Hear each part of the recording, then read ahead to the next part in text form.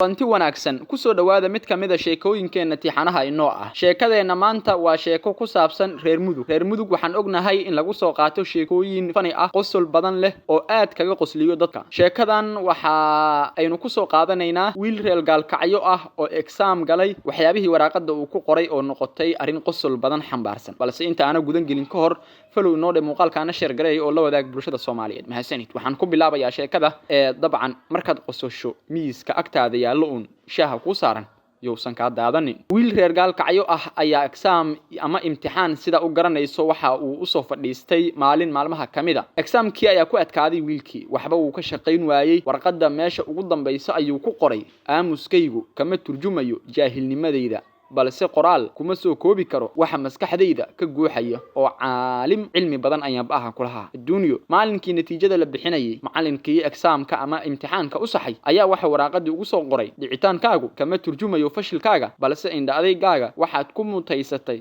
hal sano oo dheeri ah inaad nala sii joogto. عجائب إن دعك نمد ولا ويلكاس رير قال كعيوتك وحبا يكون ردي عجائب شكلان طبعا وإيكاقو سلسيو وان اوغا هاي شاهي ميا كاداتي كومنتيغا إنو قرر waxaad nasido kale ka cusanaynaa inaad muuqaalka inoo share gareyso mahadsanid tan iyo sheekadan qosol kale mid kale oo qosol leh oo aan mar kale idin wadaagi doono waxaan idin leenahay nabadgelyo.